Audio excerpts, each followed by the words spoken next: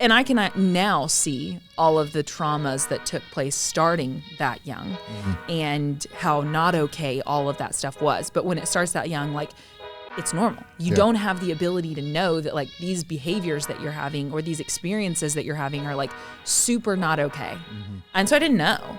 And your parents said that you carried with you for the rest of your life. That is a passive trauma, and it is not irrelevant, and it did fuck with you, you know? Yeah, that's... Yeah, I need to read that book for sure. It's good. What you're saying, I think it's amazing, first of all, that you're willing to do research and read books and stuff like that on how to better support the people in your circle, in your family. Yeah. But then I'd say within the past couple years, I've changed my outlook on, like, relationships and stuff, and I try to focus on, like, what do I bring to the table? You know what I mean? Not what do I get from people or anything, but, like, what value do I add to this friendship? What value do I add to this relationship? My a good buddy of mine, he was dating a girl, and he's big Christian. The girl he was dating was atheist, and so she took it upon herself to go, and she went to 4 different churches to just find one that she thought she would like the best, so she could attend with him, even though she doesn't have the same beliefs. And he told me that. I was like, bro, you better wife her up now. Like, a woman that is willing to go do that against her beliefs and just in support of you. Yeah. Like, you don't find that every day. And so the fact you're doing that for, you know what I mean, the men in your life, it's pretty dope. Yeah. They matter to me, you know? So I want them to have a better experience. And I don't control them, period, full stop, you know? But, like, if I have more tools in my tool belt of understanding of what's gone on, then maybe whenever they do behave in a certain way, I can be more supportive. Right. For sure. Because they're human. I'm human. I'm going to mess up. They're going to mess up. That's how it works. Right. Yeah. So when I first, like, kind of came in contact with you or learned about you, our good friend Danielle kind of put us in contact. Are we recording? We are rolling. Okay. Yeah. Shout out Danielle. Shout out Danielle. You have a previous episode with her that everybody should go listen to. Right. It just dropped the other day. Yep. So I look you up. I look up Instagram, badass in the gym. I see you kicking ass and all this stuff. So that's the you I see now. What did it look like for you back then, like, as far as addiction, alcoholism, mental health, everything? Like, where did all that start for you? Okay, so we want to go back to the beginning of that charade. Yeah, that's a good way to put it. Yeah. Okay, so born in Shawnee, Oklahoma, small town, Oklahoma. Spent the first I moved to Austin, Texas when I turned 30, the month that I turned 30. So that first stint of my life was spent in Oklahoma. And I grew up in a small town, was not involved in sports or extracurriculars that were maybe more constructive. I don't know. And so I was just always like a kid out in the neighborhood, you know, like I was just out all day, like until the sun went down, and eventually I'd have to go home, like, all of my life. And I was always very social. And so 13 is when I first started drinking. And that conveniently aligned with when I hit puberty. So I went from, like, ugly duckling, odd kid, because that's how that works, to now I'm hanging out with older kids and they're drinking alcohol. So now I'm drinking alcohol. I also am an alcoholic, so I have a unique relationship with a substance that I don't know about at age 13. That is that I really like this stuff, and then there's no such thing as too much. And so the first time I drank, I blacked out, and that was normal. Period. And so whereas some people from the first time, oh yeah, really, yeah, it was cheap vodka in a parking lot, you know, older kids, whatever. And at that time, I went. I mean, it couldn't have aligned more perfectly. I always got along with people well, right? Like, that wasn't super hard, but boys were not interested in me. I was not cute. And so right around the time that I introduced alcohol into my life, I now all of a sudden am also getting attention from boys. And I get along great with the girls. I got along great with everybody. And so then now I've introduced this substance that's very normal in my surroundings, and you think I'm fun. The girls think I'm fun. The boys think I'm fun. So, like, we're doing this, and I like it, you know? And I have an ability to consume a large amount, and even, maybe I'm blacked out, but, like, you don't really know. And so that was my life. And so for the next 15 years, I did a bunch of other things, but definitely alcohol was present throughout that 15 years. And I went through cycles of it was super present. And then somewhere maybe it wasn't quite as much. Maybe I did get a new job thing going because I've always been a hard worker. I would always have 2 to 3 jobs going at the same time all the time. And so some seasons looked more, looked less, whatever. But for many years, it was a good time. You know, I was having a good time. I was being a good time. It was a social lubricant, and I liked that. Yeah. And then eventually, and I can now see all of the traumas that took place starting that young and how not okay all of that stuff was. But when it starts that young, like, it's normal. You don't have the ability to know that like these behaviors that you're having or these experiences that you're having are like super not okay. And so I didn't know. And it was normal to black out, you know, so all these things that maybe you'd hear about and be like, did that not register with you that you shouldn't be doing that? Like, no, I started doing it when I was a kid. What are you talking about? Yeah. And my surroundings were not telling me, knock it off. Yeah. And so anyway, that was definitely the first 15 years. And I had different professional endeavors like I talked about, but grief is what sent me overboard and finally got me into recovery. And so I don't know where all you want to go with all of that, but. So you saying that it's so familiar to me because I had the gene. I think a lot of my family and a lot of their friends and stuff obviously didn't have the addiction or alcoholic dream. And so it was kind of not purposely, but it was glorified. I looked up to these people. I see they party hard. So then that's what I want to do too.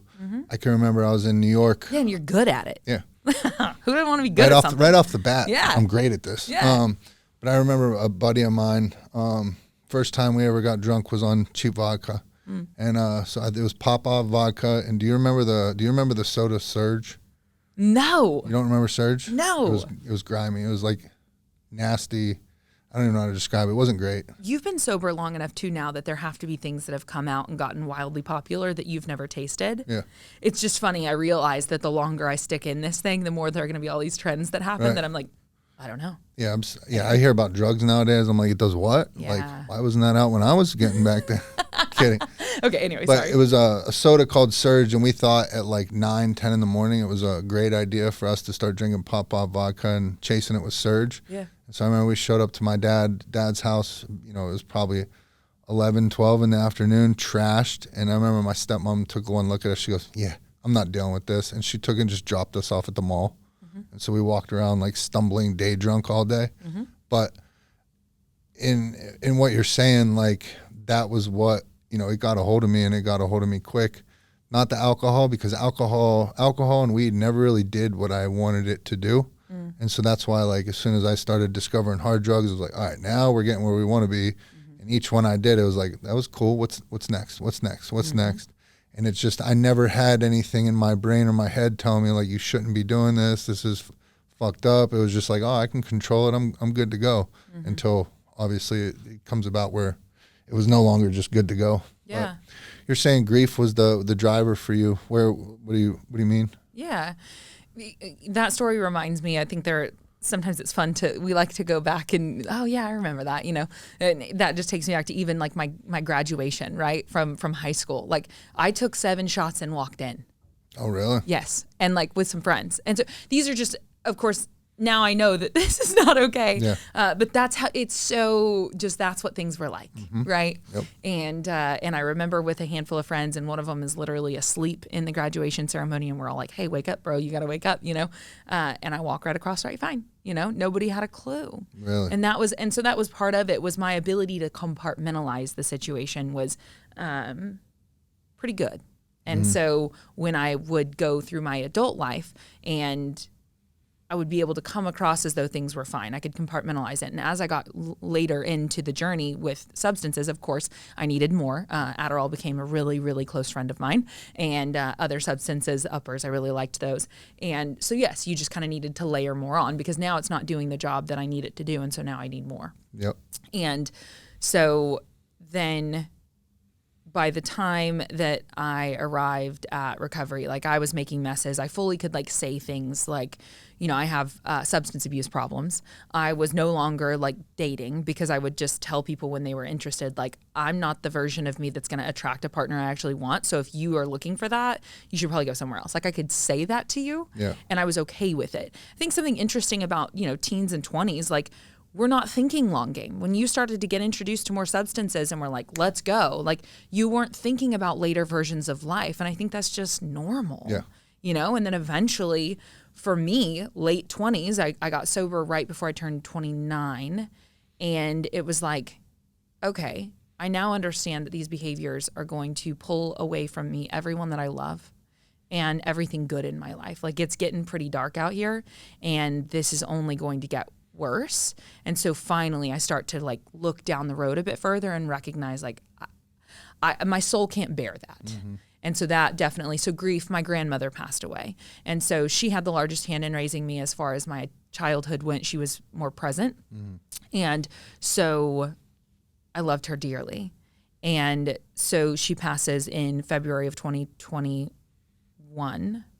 And I go home for that week because I'm a doer and that's what I do. So I did all the things from, getting her off of the floor to, writing the obit, all the things. And then once that week was over, then I was like, okay, well, I'm opting out. Like, I'm not going to feel this. I've heard of grief. I don't want to do it. Mm-hmm. And so, no. And so then for the next 2 months, I went on a real rampage. By then, my compartmentalization of my substance abuse looked like, I traveled frequently. I had a job where I made good money. And so I had the ability to be gone pretty often. And so I would go away and behave however I needed to behave. And then I would come back home and try to keep it chill, and do the best that I could. I would not participate in Wine Wednesday night. I'd come hang out with the girls, but I wasn't drinking wine. Mm-hmm. So when I got sober, people were like, you don't even drink on Wednesday. I was like, yeah, the problem is when I do, who knows what's going to happen. Yeah. So I just don't. You didn't see all of the mess.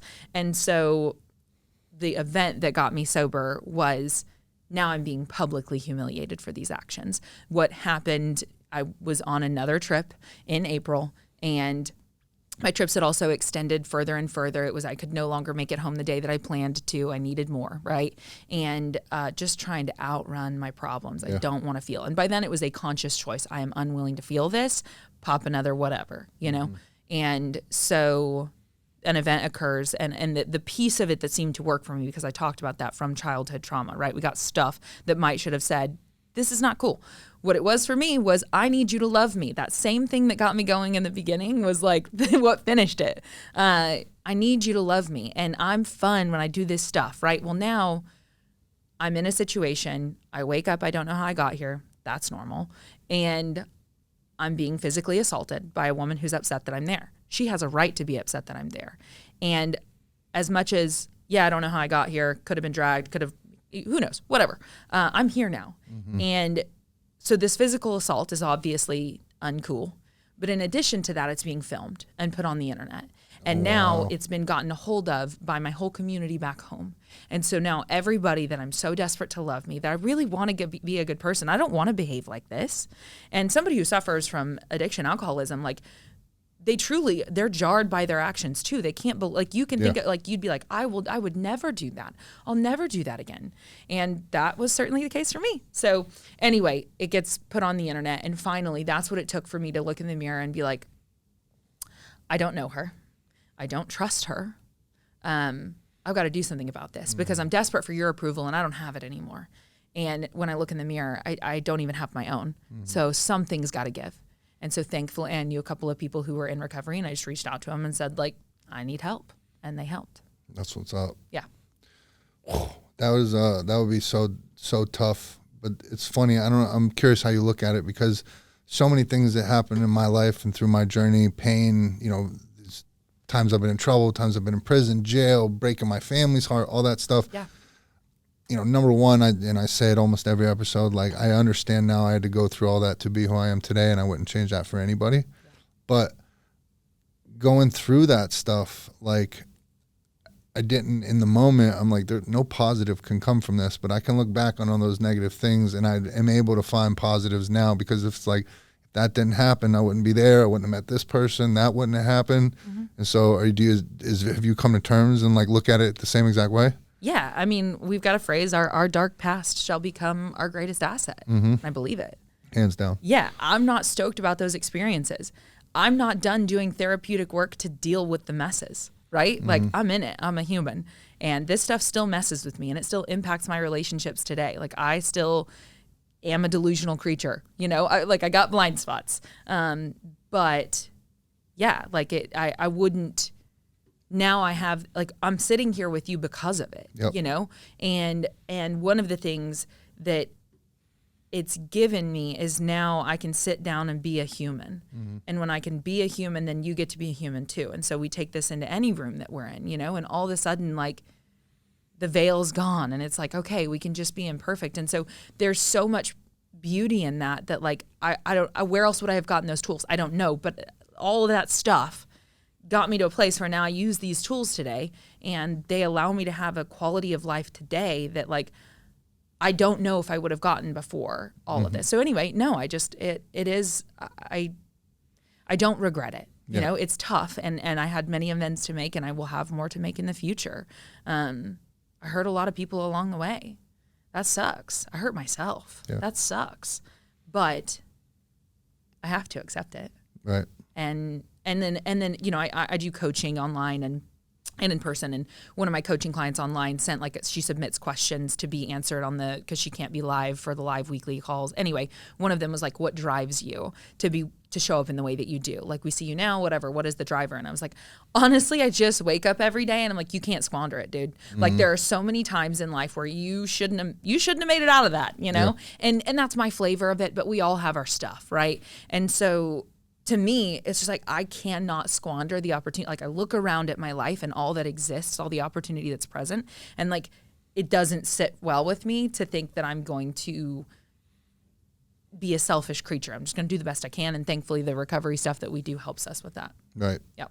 You're saying so many of the same things I say, just in different words, in different ways. There's so many ways, so many things I want to say, but say them. There's so many. One thing you were just saying, you know, I remember looking at now as opportunities in life, right? And before we were coming on, we were talking about, like, imposter syndrome and all that. And about a month ago, one of our guests was the director and editor of the documentary that they did on me called 100 Miles to Redemption. Which I loved watching, by the way. Thank you. Yeah, it was awesome. Thank you. I'm honored you take the time to watch. Yeah, absolutely. As soon as you reached out, I was like, let me gain some context here. Oh, cool. Yeah, and who doesn't love a good recovery story? Right. Yeah, it was awesome. Thank you. Very cool. Of course, the coach in me was like, what is he doing after this? How is his body? Does he need, I bet his hips are, how's his hamstrings? So, yeah, we need to talk. We need to talk after this because I am great at beating myself up. Yeah. Horrible at taking care of myself, though. I'm so pain-free performance specialist is probably the thing I'm most proud of as far as, like, education goes. Anyway, I'm pretty obsessed with having people move better, feel better. So if that's something you're struggling with, let's talk. I might need to come check you out on it for sure. Yeah. But one of the things I was saying to him is, like, you know, this podcast, the documentary, like, so many things have happened that, like, I don't feel that I'm worthy of, deserve, or anything like that. And I was talking to the director and I said to him, I'm like, man, I'm so thankful. And he's like, Shawn, you keep thanking everybody. Like, you need to understand this is, like, I give the props to other people because if it wasn't for y'all, I wouldn't be here. And he kind of turned it around on me. He's like, Shawn, you need to realize what you do. Like, you've been provided opportunities and you are taking them and running with them. Right. And so I say all the time, like, I've squandered every opportunity I've ever had in life. Like, I've had so many good opportunities, so many good things happen, and I fucked them all up until I got sober. And then when I got sober, it's like I consciously made this decision. It's like, if I get another shot, I'm not fucking this up. And so I knew, if you watched the documentary, that moment I had a hope where they were talking about possibly me not going away to prison, me getting probation. It's like, all right, that was the start of that, where it's like, if I'm providing an opportunity, I'll make damn sure that I get everything I can out of it. And so having him kind of reframe the way I was thinking about all that was really cool to hear because, you know, I don't ever give myself any of the credit. It's like, you guys have propped me up. You guys saw something in me. You've put me out there. And so I'm just endlessly thankful for that. But it was cool to hear that other side of it for one time. Yeah. That's part of that work that we do. I'm so grateful that he said that to you because the conversation in between our ears is insane, right? And we can come into recovery and start to get better and still be speaking to ourselves in ways that are just crazy. And so I'm grateful that he pointed that out to you. I don't know how far in I was before I realized that resentment itself was probably a really big problem for me. Yeah. You know, of like just the tear yourself down that you just do in private. And it's an ongoing, like, I don't know where you're at with it, you know, but you get to keep working on it. And it's just exciting because he's right. Like the opportunities that are present for you in life today, like how many of them did pass you by when you weren't yet the person who could seize them, and today you are. And it's cool because you're here now with all of these tremendously cool accomplishments and connections and so on. And then like we zoom out a bit further and go a bit further down the road, and like I'm curious to know where you are in 5 years or 10 years, you know? Like that fires me up because you keep doing what you're doing now, and like those people you want to meet and those conversations you want to have will just come to fruition, the whatever it is, you know? Yeah. And so that this is a perfect segue, because you're saying like 5 years from now, I'm curious to see where you are, right? Yeah. So this is a perfect segue to talk about the fitness stuff, because the fitness stuff has taught me, it's been one of the most fundamental and just crazy tools in my life and in my recovery. It's enhanced all aspects of my life. And it was the first thing I was able to wrap my head around and be like, all right, this is a marathon. It's not a sprint. Like, I'm not going to get where I want to be. I'm not anywhere close to where I want to be now, but I enjoy the process of this every single day. And so, you know how on like Facebook, it'll pop up like 5 years ago, you posted this or whatever. Recently, one of the pictures came up, and it was when we were filming the documentary. And I looked at it, and I was like 185 pounds. And I'm like, oh my God, I was skin and bones back then. And then I see something like, you know, I look at myself in the mirror every day. So I'm my own worst critic. And so it's like, man, I'm small, I'm this, I'm that. And it's like that self-defeating stuff. But taking the time to look back and be like, holy shit, that was me, you know, 5 years ago. This now, like, okay, in another 5 years, who knows? Like, and so it's like being able to reshape that way of thinking, you know what I mean? And it actually letting it sink in for a minute.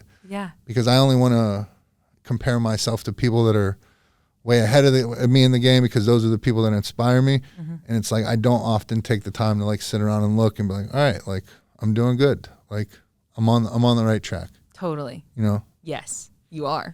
Trying. Yeah, I can tell from I did watch the doc to now, you know, like we got a bit more mass on us. We're crushing it. Trying. Yeah.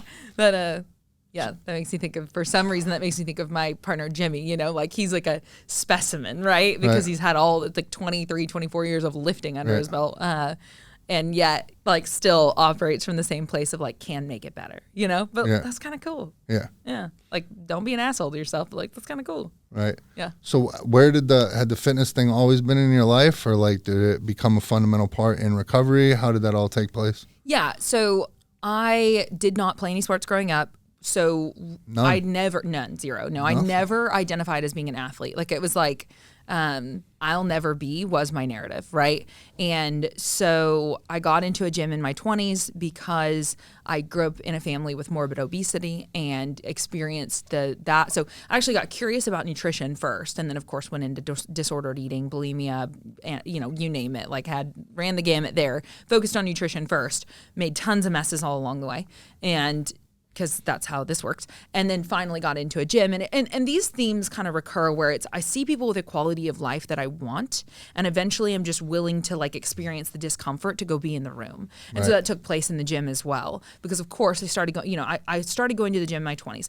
It was so scary. I would drive around the block and drive home. Like I would look through those windows and be like, I can't do it. Like they belong there and I don't. They're going to know that I don't belong. I can't go, you know? And now, of course, today as getting to be this fitness professional that like coaches other fitness professionals, you know, and a broad variety of people, freaking love humans. Anyway, now like when somebody comes in and they have hundreds of pounds to lose, or they are or maybe they have, you know, they're frail, whatever, but they're willing to get in there now. Today, I'm like, dude, you're the most inspiring person here. You belong here more than anybody, you know?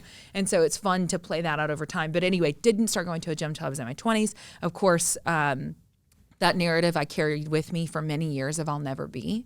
And so I was pretty bad at stuff. I was a pretty poor mover. And anyway, but I kept showing up.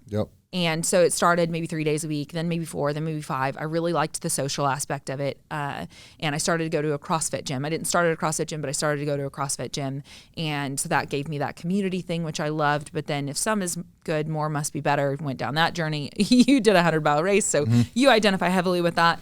And anyway, when I got into, so I had already been going to a gym, and it was maybe 18 months prior to getting sober when I finally started, like the right person said to me, like, you always say you'll never be strong. You always say you'll never be, like, what if you applied yourself and tried?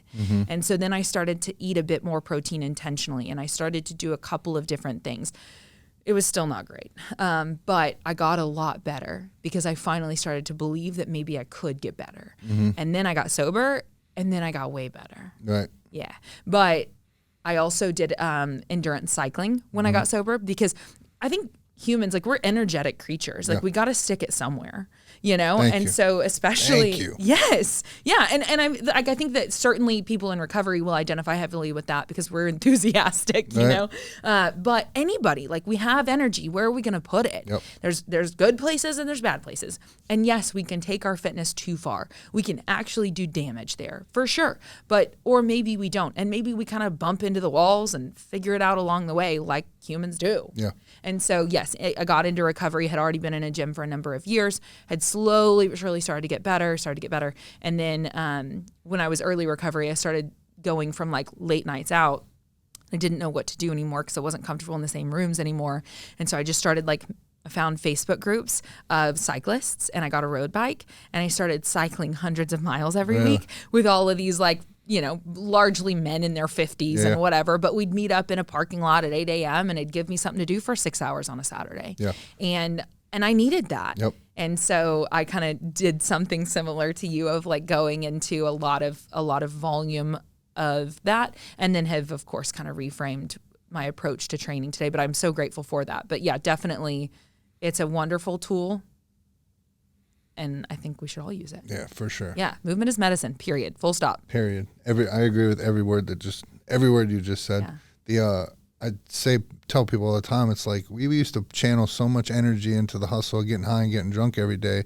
You still have all that energy when you get sober. What are you going to do with it? Right. You think you're just going to go get your job and you're going to get your girlfriend or your boyfriend and you're just not going to have that? Like, you have to find, and this is opinion, but you have to find a passion in life. You got to find something that lights a fire up on your ass, makes you actually want to get up out of bed every morning, want to be sober, like want to do these things so you can actually have and hold that in your life. So I couldn't agree more.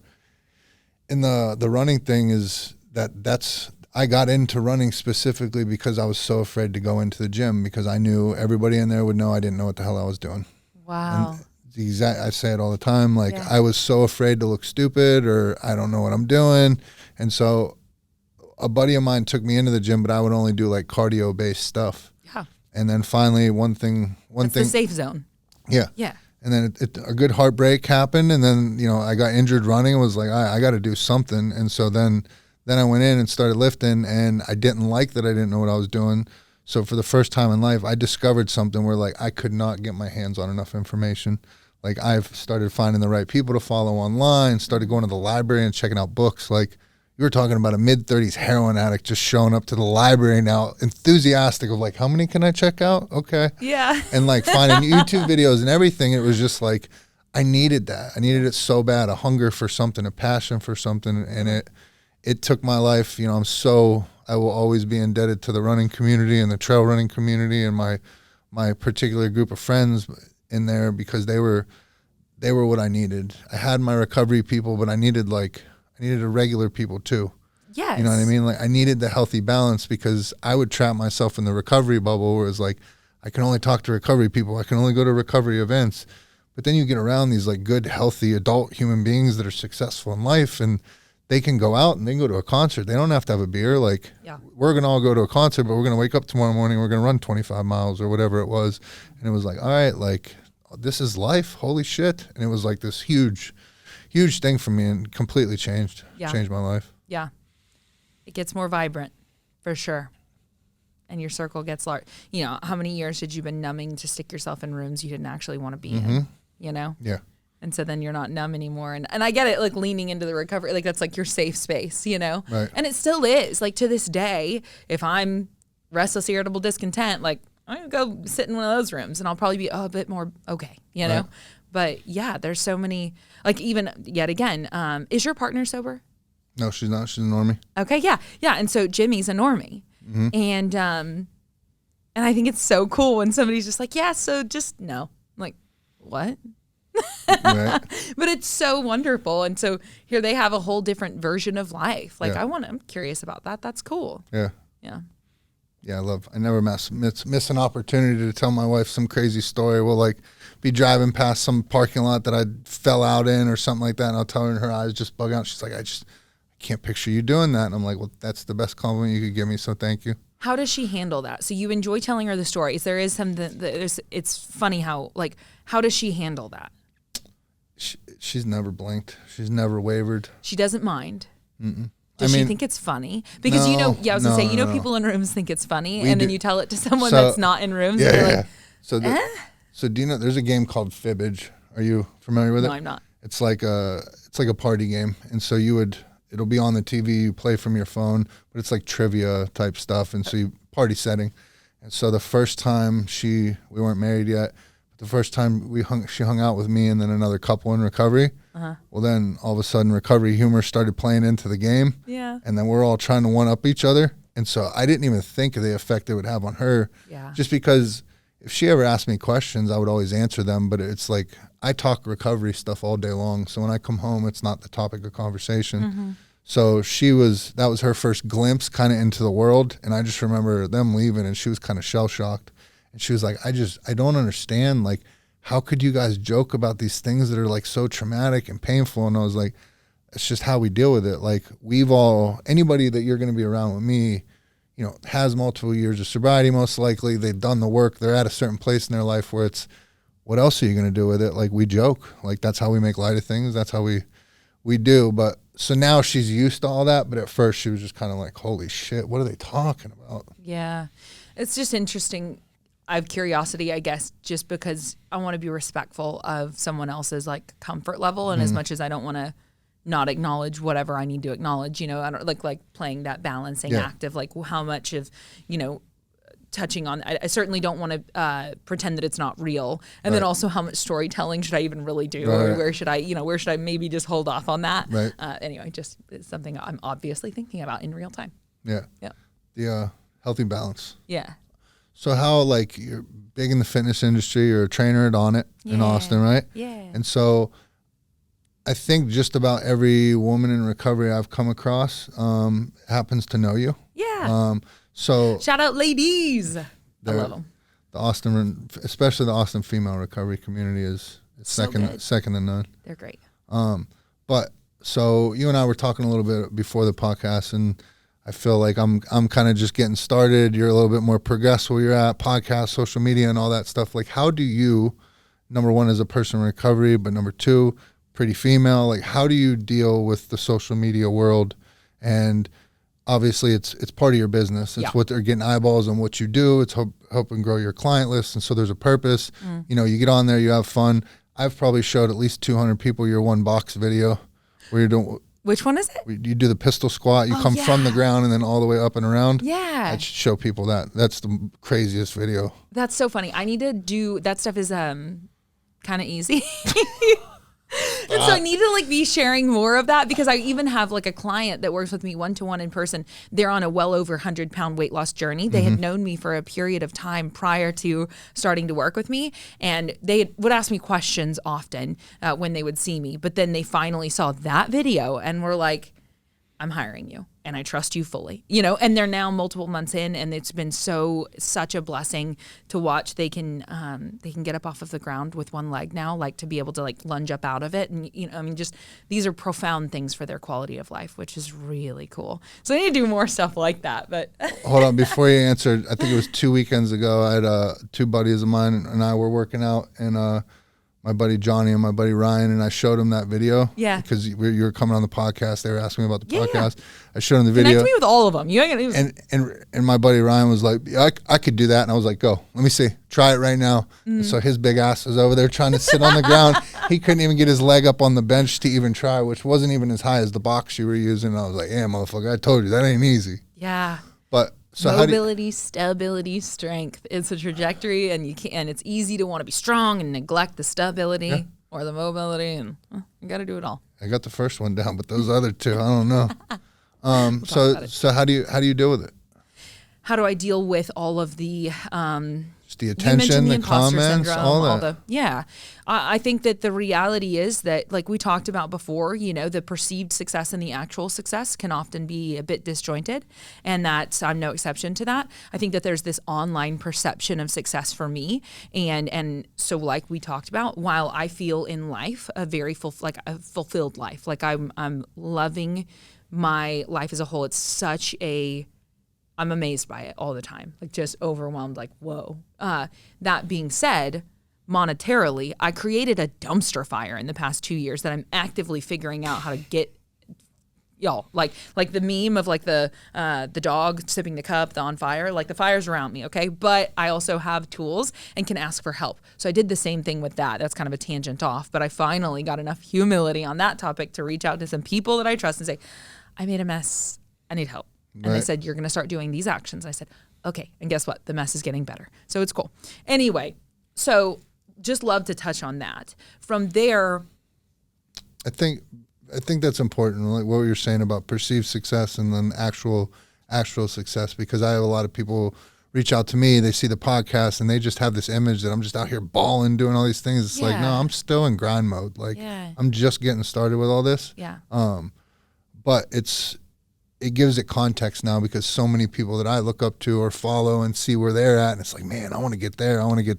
Yep. You know what I mean? And it's like, I don't give a shit about me getting followers, but I know more followers, more eyes get on the podcast, I'm able to get my friends and other people's stories out there. And that's the whole goal of what I'm trying to do. So it's like this kind of balancing act of being able to keep it healthy and positive. But I'm not going to lie, like, you see comments, you see things, and it's like, man, I'm trying to help people. I'm trying to put myself out there to hopefully get other people to be able to open up about their stuff. Yeah. And it's just like, it's a whole thing to deal with. It's not easy for me. Mm-hmm. Yeah.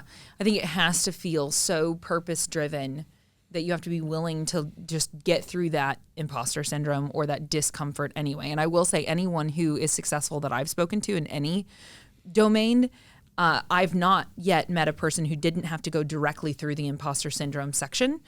They couldn't beeline around it. Right. And so each of these individuals that we look up to today, like if you sit down and have a conversation with them, they also felt like an absolute outright fraud early on, but they felt so called to do it, they did it anyway. And eventually the perception of them said, okay, we validate you. You actually did do the thing, Right. But like they didn't get there without going through that.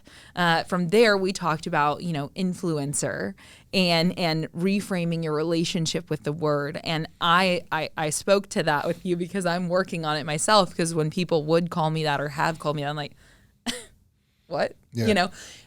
But as soon as I started this, everyone's like, oh, you're going to be an influencer. I was like, no, the fuck I'm not. Yeah. Not. So you immediately have some aversion to the word. Right. I identify with you. And my challenge to you, like I talked about, is like, work on that, dude. Because we have this platform, like you are choosing to put this on the internet, right? Mm-hmm. Because you want to drive forward this mission that feels purpose-driven for you. You have something to say, and you have a blessing of being able to sit down and have conversations with people that are meaningful and draw things out of them that matter. And so, like, okay, lean in. Like the discomfort of, I don't want to be perceived as an influencer. I don't want to, the hate, the whatever. Like, do you want it bad enough? Yeah. And are you willing to just accept that this is like a tool that I'm going to use, And so that's like the conversation with myself, because I also, we talked about, but I started to create content online not because I was seeking it. I worked for a company and the founder said, create reels. I said, okay, I'll try. I did. It started to gain some traction. Now there are people showing up here. They scared the shit out of me. I wasn't like, that was not like, whoa, hold on, wait a second. Now I have to my ego is eating this up and I don't even have the real time awareness of that. And then now I need to feed the machine, because now that it's started, I need it to keep going in order to be okay. When in reality, before it was happening, I didn't need it at all. What the hell? And then if you play that game long enough, you ride the waves, And the same with the podcast. I started the podcast because I was told, you should do that. And I had lost my job and I said, oh, okay, I guess I need to do something. Yeah. I like this sort of thing anyway. And it's just prompted repeatedly by these like purpose-driven things. And so then I have to accept the reality that my expectations are not always in alignment with reality. And it's been a journey. Like I started to create, I got scared. I started to want to not have an opinion because I didn't want to deal with the repercussions of like hearing people's feedback and you name it. Like there's humanity in all of this. But I love, I've referenced Cody Sanchez to you multiple times now as a dear friend of mine. She was my first personal training client in person. And I have so much respect for her. She is from the finance world and has chosen to utilize and leverage YouTube, podcast, Instagram, TikTok, all the platforms at this point, with pretty much on all of them over 1 million in followers. She's just seen tremendous success, but she's willing, like she knows what she's talking about. And she's so willing to say her opinion. And so for her, she's always just kind of been like, yeah, if you don't have people throwing some shade at you, like what are you doing? Like you don't even really have success yet. We talked about, when things go viral, then somebody says something funny or they make a dig at you. And it's like, okay, why was I doing this? And is it still fulfilling that purpose? If the things early on for me were, I'm not harming anyone. I'm having a good time. And I'm doing this for a reason. So I guess I have to accept the potential repercussions of the discomfort of maybe I don't want to show up today and do that. But is my purpose big enough to be willing to do it anyway? That feels a little bit frictionful to be a creator and to be willing to do that video or that short form or to post that whatever. Like, I recently started to share movement pattern demos, tutorials about what's going on, why I'm moving the way that I'm moving, you name it. I resisted sharing that type of content the whole time I've been creating because I was so scared that somebody was going to get on there and tell me that I didn't know what I was talking about or had it wrong or whatever. Yes. And so I was like, no. But by now, I coach clients constantly and I've just done a lot of homework on my own body and on a lot of other people's bodies, and seeing so many people move better, feel better gives me to where I'm like, you have to share it. You have to share it and accept that maybe at some point there'll be enough eyeballs on it. People are going to say whatever, but like it's good information. Maybe it's not perfect. Oh, well. Yeah. Yeah. Yeah. And everybody's body's so different and everything like that. You can critique somebody all you want, but you don't know how their body moves, the way they're built, any of that. Yeah. So I agree. Yeah. I go back and forth and, I know that me putting myself out there more, will help further the mission, and so it's helping a lot to hear it from you, somebody who's been there and somebody who's doing it, and doing it well and at a high level. It's like, all right, now I have the mark of where I'm trying to go. Yeah, and then you just take it and treat it just like your fitness journey or any other successful endeavor. It's like, okay, so if creation of content is something that I'm willing to do, I'm willing to experience the discomfort of that in order to drive my mission forward, then what are the things I'm going to do? One of the first early stage things that I was encouraged to do was to talk on my story every day. Mm-hmm. And I was like, yeah, so nobody cares. Nobody wants to hear that. I don't have something to say every day at that time. Yeah. And so experienced friction, but I was participating in a challenge where that was a part of the deal and I wanted to participate. Yeah. So I was willing to do it. And then you do it long enough and then it just becomes second nature, right? But so then setting the expectation of whatever you're going to start to implement, like if, just something that you can iterate on consistently and then it will grow. We look to all these different creators and we're like, they're doing so much. They often have a team, there is that. Right. But so they're doing so much. I could never, but could you take one step, could you just say, okay, that's all I'm going to post once a week if I haven't been posting at all, and then just iterate on that for a while, or I'm going to, whatever. Right. Grow into it. Yeah, for sure. Yeah. Our friend Danielle, I've told her this before, and I don't know if she doesn't believe me or what, but when I was doing all my running, her and I were already friends. We had known each other for a couple years through another mutual friend, and I was watching as she was putting herself out there and originally starting to get in the gym. Yes. And she was going to Planet Fitness, and I'd see her do her little posts, and she was one of my main influences on me. And so it's like, by the time I started putting stuff on social media and all that, I had already been doing it kind of for, in front of a camera before, used to it. But to think about the state where she was in, it's like how vulnerable that is to put yourself out there. And, her stuff's public, or what she talks about with eating disorder and, self-image and all these things. And it's like, you know, she didn't have a ton of followers or anything like that, but she was one of the main inspirational pieces for me. And like that last nudge I needed to be, get your ass in the fucking gym. And so I tell her every time I see her, and I don't know if she acts like she doesn't believe me, but she 100% is, and it's beautiful to watch her continue to grow and do her thing, and then watch other people start to pop up and do their thing. So yeah, and humans love humans, you know, like that when somebody will just be a human, it's like, oh, thank goodness, you know. I with her, adore her, love her. She's like easily become one of my favorite. Like I'm like I'm obsessed with her. Yep. But she does in her stories regularly, or she'll post little videos of herself just lip syncing. Yep. And with her little like snarl and her little attitude and whatever, with this like hip hop, like I consume it and I enjoy it. Yeah. And like if you were to look at it, she's just having fun. Yep. And because she's just doing it and recording it and sharing it with the world, it's something so simple that she's probably like, yeah, I like love when those come up. I'm like it gets me in a mood, you know? Right. And so even if it's not something that's deemed educational, which often is so boring, which is a bummer because that's what I want to do. Right. But, you know, just showing up. Like Right. people like to hang out with you. Yeah. You know? Yeah. And that's the one way, like they'll get little glimpses of you on your podcast or something like that, or me here, but they don't truly get to know you. And so it's like having that balance of like, all right, I got to put myself out there a little bit, but I want it to be genuine. I want it to have a purpose. You know, I want to make somebody laugh. I want to be able to be educational, teaching somebody something, hopefully inspire them in sort of way. And so trying to have that healthy balance and continue to work towards that is definitely where I'm at. Yeah. Yeah. You know, another thought from Cody is like, Cody, she's been bringing you up constantly. I got to meet you. yeah, she's great. She's so cool. Yeah. She's the best. Her husband's a former Navy SEAL as well, and he's just a legend. They're a power couple for sure. Anyway, one of the things that she says, and I can think of other, yet again, people that I have interviewed that were like, you know, 30 under 30s or different things like that, who they say things along the lines of like they want to iterate so fast that they do make mistakes. Like she is somebody who's like fully accepts that like she's gonna mess up, you know, but wants to move so fast. Action, right? Like success is attracted to action and repelled by stagnation, or you know, and so like just do it anyway, you know, understand that you're going to mess up and just like, oh, wow. Like if your heart was in the right place, you get to be a human, just go. Yeah. Yeah. And that's something I have to tell myself all the time too. Like all of these things, like I'm just convincing myself of them as we're here, you know? Right. Yeah. So where do you see yourself? Like what are your goals in life? Where do you see yourself in 5 years, 10 years? Yeah. That's, I'm going to shout out another friend just because I think these people are wonderful and everybody would benefit from knowing them. Bonnie Schroeder, I think on Instagram, she's Bon Schro.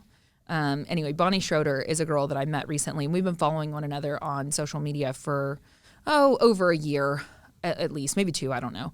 Anyway, and she was on it recently, and I was there, and she just came up and was like, hey, Bonnie, Instagram. And I was like, oh my gosh, yes, hey. So then we wound up working out together a few days later, and her energy was so good. Her impact was like profound on me to where I'm just so much more bought into her.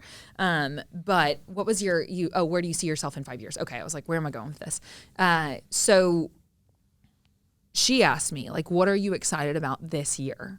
And I said, iterating on everything that's already going on. Like, that's it. Like, I can't tell you there's a specific expectation of an outcome that I have right now. I like my life. I like what's going on here. And so I just want to keep doing that, polishing the skills, getting better, you name it. But like, what does that actually look like? Like, I don't know, 5-10 years, is it realistic? Like, I think anything's kind of realistic now, you know? So I want to continue to grow as a pillar for wellness health. That gets to look like a lot of different things. Today, I choose to use the tool heavily of helping people move better because that's something that I seem to have really nerded out on and be able to do something with. So I use that tool a lot. But like, we're here because of the recovery stuff, and that's tremendously impactful. Anyway, you like, nutrition is something I do. That's a lot more online coaching, but that's also another thing that I help people with as well. So what does it look like in 5-10 years? Like, I don't know. Realistically, there will probably be more speaking, like kind of what you've actually started to do before podcast. I would imagine that'll start to be a more common theme, and I'm open to that. That sounds fun. I like humans. So events, retreats, those are things I'd love to do. 10 years, could you see a book? Totally, but I don't have an attachment to any specific timeline at this time. Right. I just want to do my best to care about the people in my life as well as I can, and accept the humanity in that. Right. But like, I don't know. I don't know what it's going to look like. Right. Yeah. Very good answer. And it's spot on with what I had somebody ask me that recently, where I see myself 5 years, 10 years. And I was like, did you have anything like concrete? No, Okay. not one thing. And I said, I was like, before an addiction or before that, like I could have gave you what I thought were going to be like my goals and all that. Yeah. I was like, all I know is like, I kind of, took my hands off the wheel, right? Yeah. Like whatever, all I do is just do me. I put good energy out in the world. I try to help people, and good things keep happening. Opportunities present themselves. We talked about that earlier. Yeah. And so as far as I feel like if I started to put my hands back on and say, all right, 5 years, I need to be here. 10 years, I'll be here. I'm going to fuck it up. Totally. And so it's like, I just want to keep doing what I'm doing. But just like you're saying, like I'm podcasting, I just want to keep getting better at being a podcaster. I'm speaking. I just want to keep getting better at being a speaker. Like everything I do now, I just want to continue to be able to do it at a higher level, because the one theme is I'm passionate about everything I do now. And so it's like, I just want to be the best at this. And luckily it's all things that are centered around helping people, which in turn helps me. And so I don't think they were satisfied with the answer. They wanted that like concrete shit. Yeah. And I was just like, that's just not me. I don't have that. Maybe I'm wrong. Maybe I'm way off, but all I know is my life's better than it's ever been. So I'm going to keep doing it. Well, and every time, if you like take your hindsight and go like, every time that you said that you were going to be like, your plan was X, like, did it play out the way that you thought it would? Such as, did you think you'd ever be a podcast host before you started doing, what, you name it, like attachment to a narrative? I don't know. I mean, I think it's definitely cool to like have goals and manifest and things like that. Right. But I don't know. To me, when I hear you say that, it just speaks to your growth of like not controlling the thing and just being like, I'm just going to show up well and like trust that that's going to go well. Yep. I like that. I don't know if it's right or wrong, Right. but it feels more peaceful to me. Yeah. And I have to accept that because, like, well, ultimately, do I want to get married at some point? Yes. Do I want to, like, have kids? I think so, but, like, I don't know how that's all going to unfold. Yeah. Put a timeline on it. Like, maybe it happens, maybe it doesn't. Right. I'm going to have to accept it either way. Right. Yeah. Yeah. And if you start, I feel like if someone starts putting those, I don't want to say expectations, but those, like, hard, like, all right, in the next 5 years, I'm going to be married, I'm going to have kids and stuff like that. Yeah. You start saying things like that, and then when it doesn't happen, then everything goes to shit. Yeah, yeah. Then your unmet expectations breed resentments. Yeah. And so then it's also, what can I be doing now, right? Because then I feel like that could easily be taken as like, okay, well, then I'm just going to let it all go and then do nothing, And it's like, for me, okay, so I've just mentioned that a goal or something I would like to strive towards would be a long-term partnership. That's something I'm interested in, right? Like, thankfully, yes, I'm dating somebody today, but like, that's where I'm at. That's new. And so what am I doing today to support something I do want? Although I don't have a timeline attached to it, I still do have somewhere I want to head. Well, we just talked about that book that I'm reading that's, I don't want to talk about it, specifically dealing with mental, emotional health for men. Why? Because I just so happen to have men in my life, and like there's currently one that I'm dating, and like I want to be able to show up better for those people, so it doesn't just take it all out of your hands where you just do nothing, right? Like you can always be taking actions that are supportive of the direction that you want to head, and then releasing the narrative. At least that's, or like the timeline, at least that's my, like, that feels peaceful to me. Yeah. So I don't know if that's right or wrong, but I like it. Yeah. Yeah. And look where it's gotten you. It's cool. Right. Life's cool. It is. Yeah. It is. I'm going to ask you a hypothetical question. Hypothetical. Right? Okay. You're walking out tonight.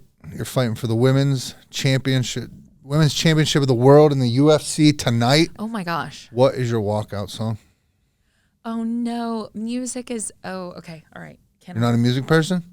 I enjoy music. You got to have one. Yeah, You're a trainer. You got to have one song that when it pops on in the gym, you're like, all right, let's go. I like in the gym, I want it to feel like a jungle. Okay. Like I want like, so electronic music often, but like kind of jungly. I don't know.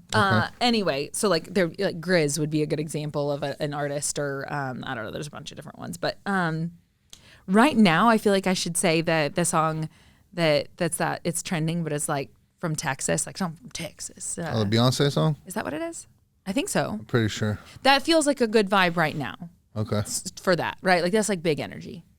I remember whenever 2022, I was traveling each week during the CrossFit Open and was doing the open workouts at different facilities and during throwdowns, and it was like so fun because I have history there, and every week. I would like driving to wherever I was going, like I would play this song that was something about, I think it was like Bad Bitch. I don't know. And it was just such a vibe, and it would just get me in this like, all right, yeah, like you got the energy. I don't know. But anyway, what would your walkout song be? It changes day to day. Yeah, like I don't have attachment to one artist or one song. I think today it would probably be there's an artist, Freddie Gibbs. The song's called Forever in a Day. And when it starts off, he talks about like he took it to a lot of levels that other people wouldn't go, like in his life. Okay. And I just identify with that. It doesn't matter if it was the drug stuff, sobriety-wise, the fitness stuff. Like I'm willing to, I think I've gotten comfortable being uncomfortable and willing to take it to, you know what I mean, a lot of levels that a lot of other people aren't willing to go. Yeah. You know, when they hear what time I wake up or go to the gym or run or anything like that. Which your schedule is wild. It is wild. It doesn't really make sense at all. It kind of blew my mind. I still don't know what to do with it. That's nuts. It's dumb because I'm missing out on so much of the world. Because I've lived a full day. I've lived basically a full day before most people get out of bed, and it makes no rational sense. But do you like it? I love it. And you've been doing it for a while. Yeah, and so that's the thing. Rational to who? Just the general public life, I guess. Oh well. But so being willing to take it, this is a perfect example, right? So when I was newly getting sober and I was sitting there and I discovered Joe Rogan's podcast and I learned about Cam Hanes, who's a jacked ultra runner. Oh yeah. And then I learned about Jocko, who's getting up at 4:30 and showing his calluses on his hands and, you know, putting aftermath with puddles of sweat. And I just remember there, and I was fat, I was out of shape, I was eating like shit. And I just remember watching their podcasts and then following them on social media. And I'm like, these dudes are just other types of human beings. And then doing that and starting to get into that world and slowly but surely, but I was still following them, but didn't focus on my progression. And so then I started getting earlier and earlier. When I wake up, I started running farther and farther when I run until it kind of came to the point where it's like, I look at, like, I can't even force myself to sleep until 4:30. What was so attractive about those men to you? Because each one of those is a very like strong presence, I would say.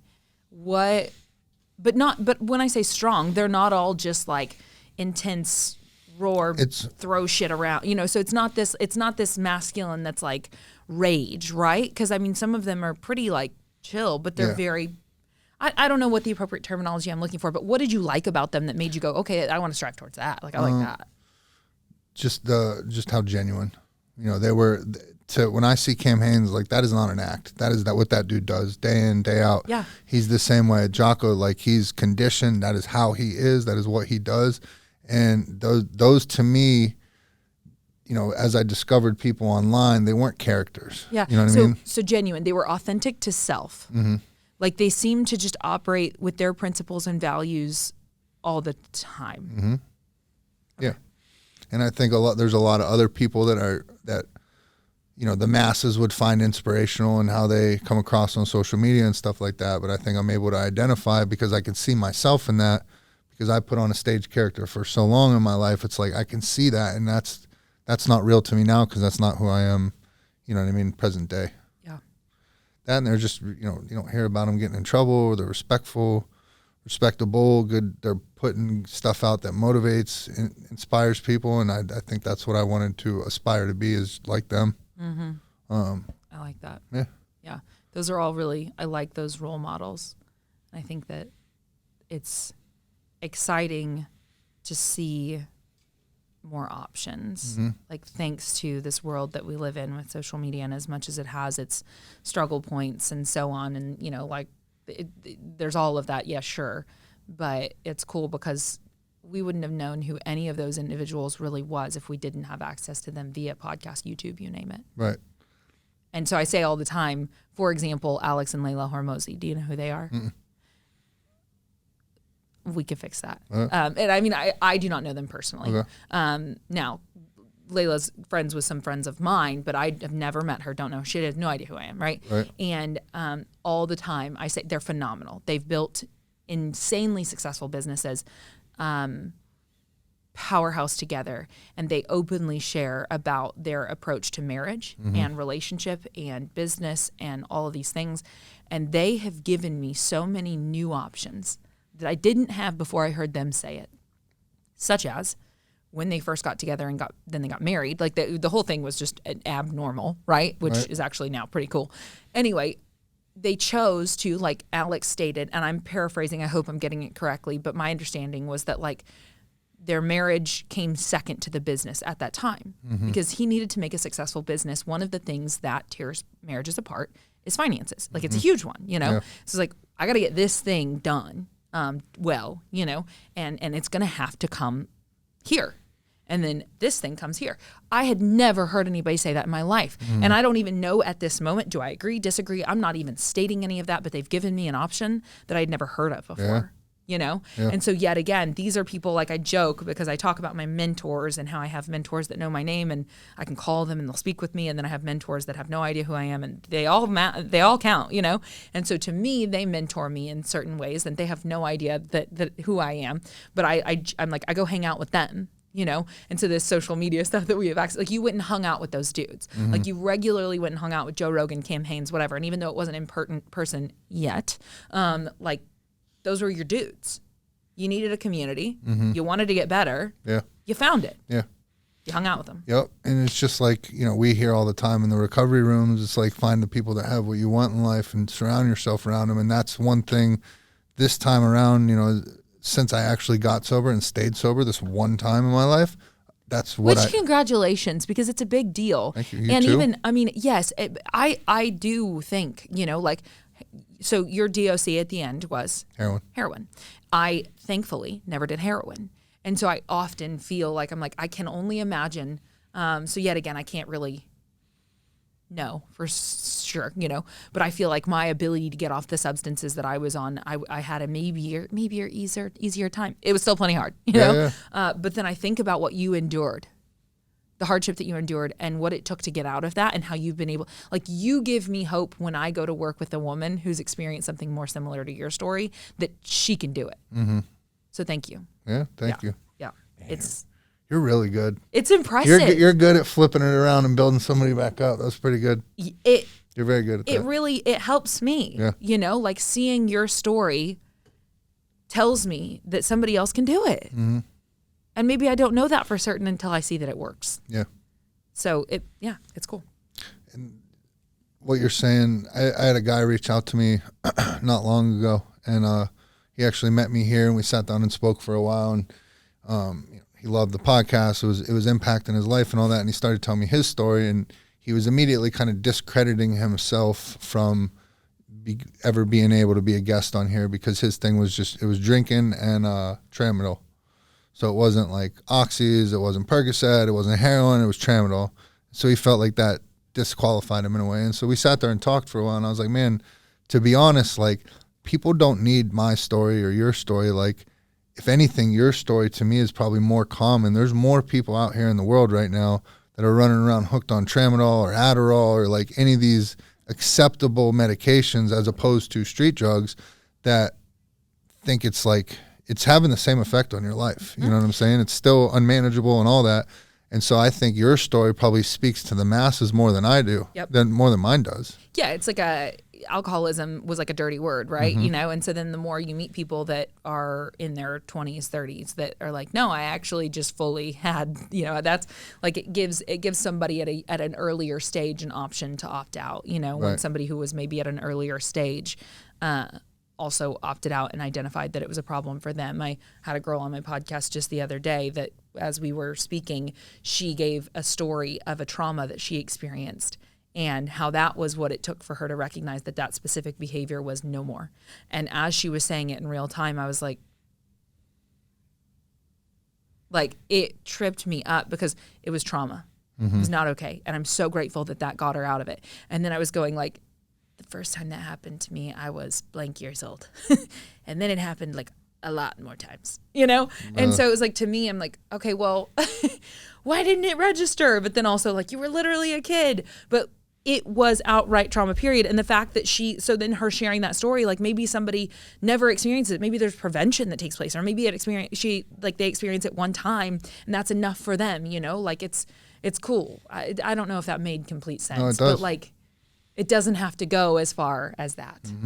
It can stop earlier. Yeah, for sure. Yeah. Yeah, and I mean, working within the recovery world now, and you know what I mean, seeing there's so many of these young kids coming in, like hits people now so much younger than it ever did me, or like my era or whatever. I didn't see hard drugs till I was out of high school. Now it's, I mean, kids 15, 16 hooked on fentanyl. And so it's changed. You never know. I can't with the I can't even. It makes me really angry. Yeah. Yeah, it's wild. On a lighter note, I don't want to. A couple of people are like, "Man, your podcast is so heavy," and I was like, "It's inspiration. You got to listen to the end. Don't just stop in the middle."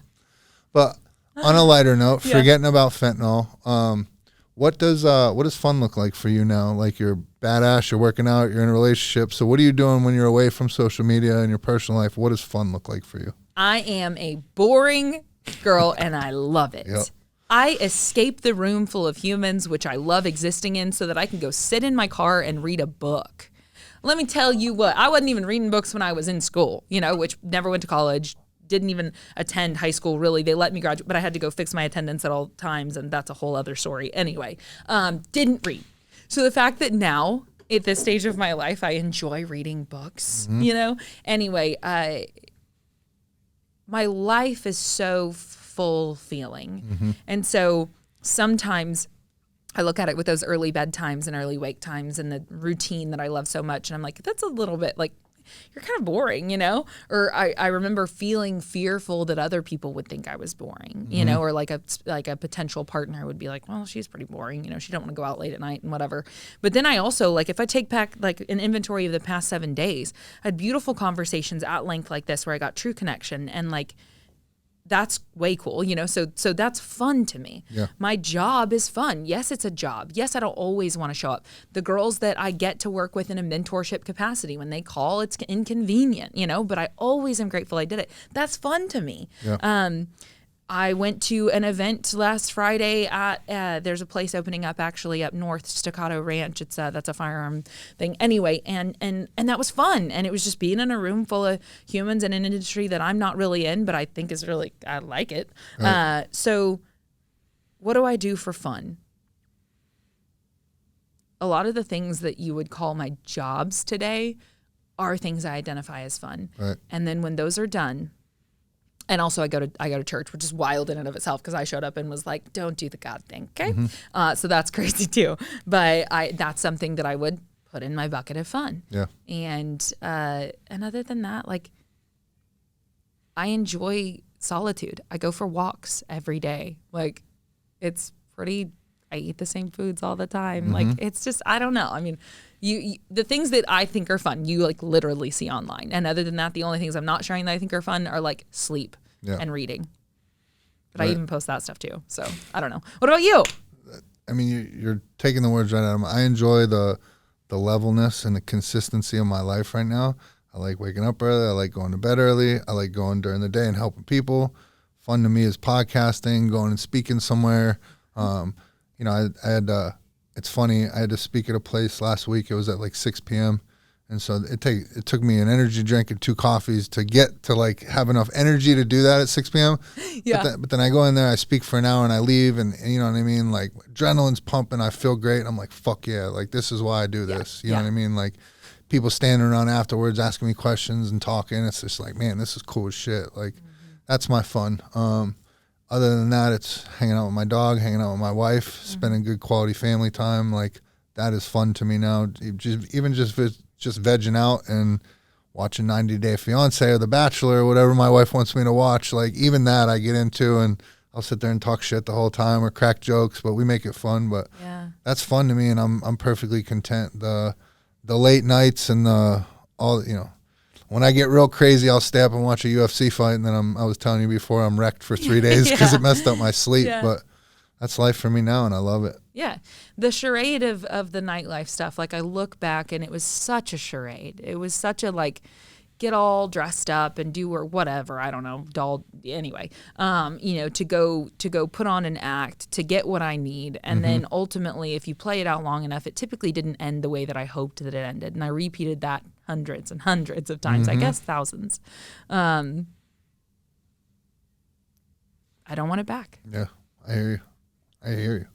What so let's say there's a young woman watching this podcast, young, old, middle-aged man, somebody. They're watching this podcast. They heard your story. It spoke to them. Do you have any words of wisdom for them? What if they're still struggling, they need some help? For me, the tool that works when I need help is asking for it.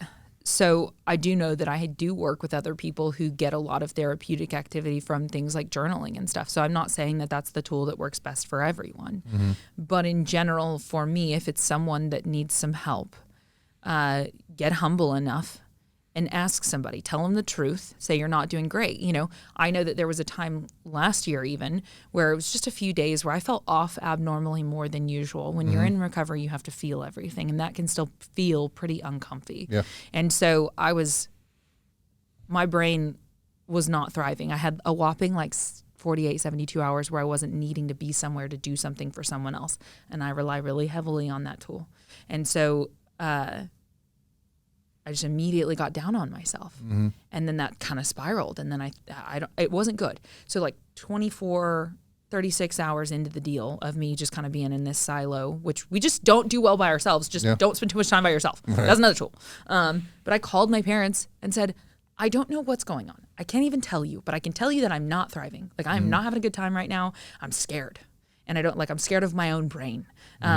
Because I feel like if I'm not being of service to anybody else, I don't know what I'm doing here. And that's ridiculous, but that was truly how I was feeling. And I couldn't even really articulate all that yet. So when you feel like you're not thriving and you need help, you don't have to know all the help that you need, what it needs to look like and what's going on, but just being able to say hey, bro, I'm not good, will then give you access to someone else who can probably help you in some way. And so, if you're somebody that's needing help, I would just say, for me, communicate. Yeah. With another human. Yep.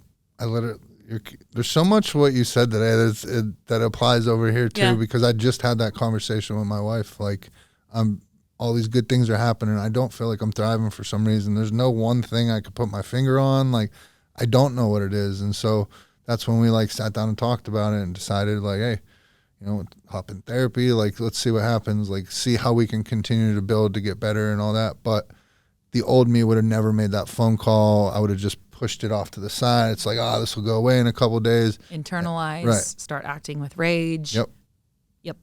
So it's wild, the parallels of the things you're saying and the things that are going on with me currently and recently and stuff like that. So yeah. And it's cool because this is the collective strength thing. We're stronger as a result of being willing to get in the room and speak to one another. And we have access to this sort of stuff all the time if we'll just pick up the tool. And none of this is any Claire's original thoughts. So just full disclaimer to the entire everything you just listened to.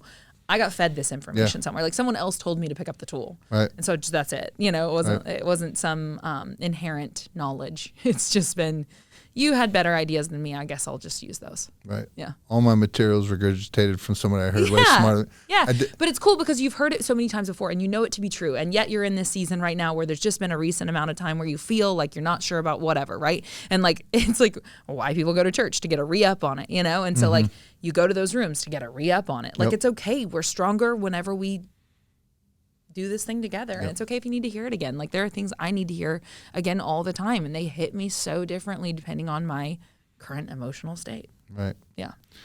Well, you are an absolute inspiration. I cannot thank you enough for coming on, taking the time today. Any way I can ever help what you're doing, please let me know. I'm there in a heartbeat. Yeah. The way we like to wrap up the podcast, right? I have no idea, so I'm excited. Oh, you don't? No, so I'm excited. So you come on, you tell your story, you know what I mean? You've been able to, you talk for a while, the audience is able to get to know you. So I was curious if you have maybe a couple I am statements that you would be willing to look into the camera and let the people know who you are, because they've heard all about you, but they don't truly know who you are. So it could be I am strong, I am a woman, I am recovered, something, whatever comes to your mind, your own words, whatever you got, whenever you're ready. Okay. Well, your first one that you said is true. So 1, I am strong. 2, I am not stuck. 3, I am joyful. Great. Love it. Yeah. What are your I ams today? Today, I am humble, I am thankful, and I am ready. Ooh, you're ready. Ready. Okay. I like Not it. even for sure what, but I am ready. Can I flip it or can I add a layer to your ending? Please. Okay, so at the end of mine, I do gratitudes.